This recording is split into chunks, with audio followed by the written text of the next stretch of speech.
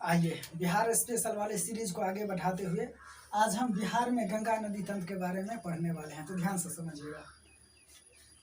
गंगा नदी, सबसे पहले इसका उद्गम का बात करें तो उत्तराखंड के गढ़वाल हिमालय में 6600 मीटर की ऊंचाई पर 6600 मीटर की ऊंचाई पर गंगोत्री हिमनद से इस नदी का उद्गम होता है। मुख्य रूप से यह दो धाराओं के रूप में निकलती है। ये वाला धारा है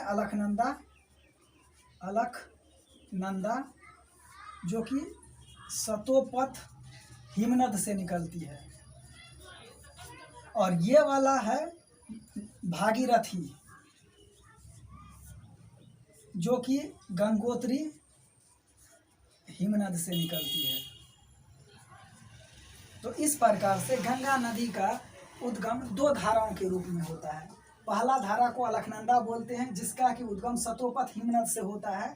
दूसरी धारा को बोलते हैं भागीरथी जिसका कि उद्गम गंगोत्री हिमनद के होता है। ये दोनों धारा उत्तराखंड के पहाड़ी वाले क्षेत्र से निकलते हैं।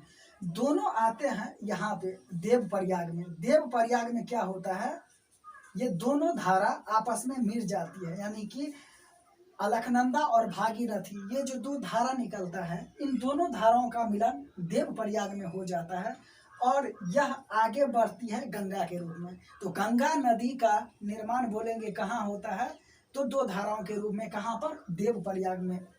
पर निकलता कहाँ से है, तो अलकनंदा और भागीरथी दो धारा के रूप में उत्तराखंड से। क्लियर? ये क्या होता है, तो कानपुर और प्रयागराज या और उत्तर यूपी यानी उत्तरी यूपी से होते हुए ये मुख्य रूप से बिहार में यहाँ पे भोजपुर और ये सारण, इन दोनों रीजन से होते हुए प्रवेश करता है और आगे बढ़ता है। मुख्य रूप से ये यहाँ पे इससे पहले बक्सर हो जाता है, फिर पटना हो जाता है, बाढ़ हो जाता है, मनेर हो जाता है, मुंगेर हो जाता है, बेगूसराय हो जाता है, भागलपुर का रीजन होता है, कटिहार का मनिहारी हो जाता है, और अंतिम रूप से यह जो है बिहार में 425 किलोमीटर बहते हुए बिहार से बाहर निकल के बंगाल की खाड़ी की ओर चली जाती है गंगा नदी। अब जब हम कल भी बात किए थे कि गंगा नदी जो है बिहार के बीचों बीच से होकर के गुजरती है, इसके उत्तर से जो नदियां आती है वो इसमें आकर के मिलती है और दक्षिण से भी नदियां आकर के इसमें मिलती हैं। तो हमने यह सीखा था कि उत्तरी बिहार की जो नदियां हैं और दक्षिणी बिहार की नदियां हैं, इन दोनों नदियों के जल का विलय किस में होता है, संचारण या भंडारण किस में होता है, तो गंगा नदी में होता है। और इन सबों जल को लेकर के ये फाइनली रूप से बंगाल की खाड़ी की ओर चला जाता है। एक बीपीएससी 2005 में क्वेश्चन पूछा था, बीपीएससी 2005 कि यूपी और बिहार का सीमा का निर्धारण करने वाला नदी कौन कौन सा है। ध्यान से समझिएगा, ये वाला जो क्षेत्र है ना, ये वाला क्षेत्र यानी कि उत्तर प्रदेश और बिहार से सटा हुआ जो रीजन है, यहाँ से घाघरा नदी आकर के गंगा में मिलती है। सारण के पश्चिम में कौन नदी आकर के मिलती है? घाघरा नदी, जिसको कि सरयू नदी भी बोला जाता है। घाघरा नदी का उद्गम या सरयू नदी का उद्गम मुख्य रूप से नामपा हिमालय में होता है। क्लियर? नामपा हिमालय में होता है, और यह उत्तर प्रदेश और बिहार का सीमा बनाते हुए मुख्य रूप से सारण मैदान के पश्चिमी वाला हिस्सा से यह आकर के गंगा नदी में मिल जाता है। एक और गंडक नदी है। गंडक नदी क्या होता है, तो यह भी मध्य हिमालय से निकलती है और यह बिहार में आकर के ये गंडक नदी जो है यहाँ पे मिल जाती है। खास करके सोनपुर वाला जो रीजन है, बिहार से आपका हो गया पश्चिमी चंपारण हो गया, मुजफ्फरपुर हो गया, होते हुए ये यहाँ पे आकर के इसमें मिल जाती है गंडक नदी। अब ये जो है गंडक नदी और ये घाघरा नदी, ये उत्तर की ओर से गंगा में मिलने वाली सहायिका हैं, और दक्षिण की ओर से एक नदी जिसका कि नाम है कर्मनाशा, यह नदी बिहार और उत्तर प्रदेश का सीमा बनाते हुए मुख्य रूप से गंगा में मिल जाती है। तो बीपीएससी 2005 का क्वेश्चन का है कि उत्तर प्रदेश और बिहार का सीमा बनाने वाली मुख्य नदियां कौन कौन सी है, तो Ghaghara plus Gandak plus Karmanasha. Clear? आगे चलते हैं। देखिए ये जो कर्मनाशा नदी है ये कर्मनाशा नदी चौसा होते हुए मुख्य रूप से, चौसा यानी कि रोहतास होते हुए मुख्य रूप से गंगा में मिल जाती है। तो हमने उत्तर और दक्षिण बिहार का गंगा का जो सहायिका था वो 3 नदियों को देख लिया। आगे बढ़ते हैं, यहाँ से जो नदियाँ मिलती है, ये बूढ़ी गंडक है, फिर बागमती है, ये कमला है, ये बलान है, ये कोसी है, फिर यहाँ पे महानंदा हो जाता है। क्लियर? ये पूर्णिया के आसपास महानंदा है और फिर इससे आगे बढ़ते हुए बिहार से बाहर होकर के गंगा से मिलती है। दक्षिण की ओर से बात करें तो ये सोन नदी हो गया, पुनपुन हो गया, फल्गु हो गया, और इधर सोन हो गया, पुनपुन हो गया, फल्गु हो गया, भागर के पास बरुआ चानन हो गया।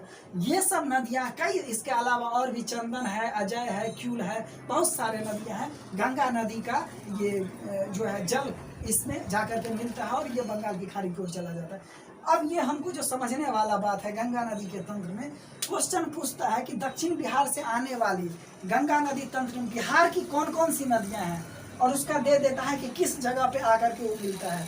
उसी प्रकार से उत्तर बिहार की ओर से गंगा में मिलने वाली नदियां कौन कौन सी है और जिसका मुहाना कहाँ पे है, इससे क्वेश्चन कई मरतबा बीपीएससी में पूछा गया है। तो दक्षिण बिहार की ओर से आने वाली गंगा में जो नदियां मिलती है वो है, चौसा के पास मिलती है कर्मनाशा, इसको याद रखना है, कॉपी में राइट डाउन कीजिएगा। मनेर के पास मिलती है सोन, फतुहा के पास मिलती है पुनपुन, सूरजगढ़ के पास मिलती है फल्गु, भागलपुर के पास मिलती है बरुआ चानन।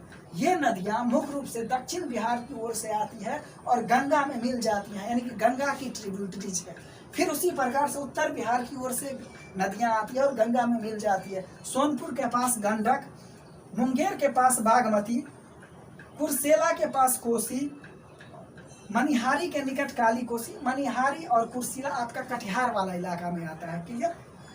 ये नदियां जो है बिहार के जो गंगा नदी वाला रीजन है उसकी ये ट्रिब्यूटरी है।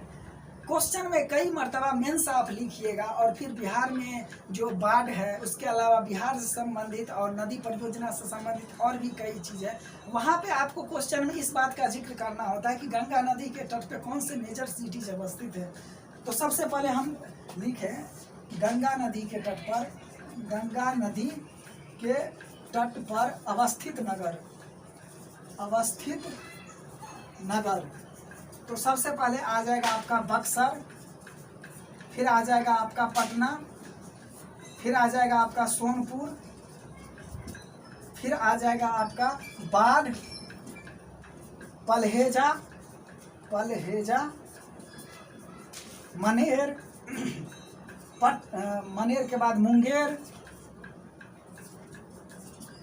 बेगूसराय और मनिहारी।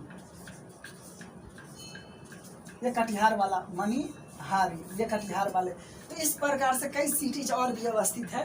तो ये था बिहार का जो गंगा नदी का तंत्र है, इससे संबंधित जहाँ से कि क्वेश्चन पूछा जाता है। पढ़ने के लिए तो बहुत कुछ है, किताब पढ़िएगा तो बहुत चीज़ मिलेगा, पर इतना बात भी अगर आप माइंड में करके चलते हैं तो वो चीज़ आप क्वेश्चन देख करके एलिमिनेशन प्रोसेस से आप पीटी वाले क्वेश्चन को कर ले जाइएगा। साथ ही मेंस वाले क्वेश्चन में अगर आप इतना बेसिक चीज़ को जानते हैं, बहुत ही आसानी से उस क्वेश्चन को आप लिख पाइएगा।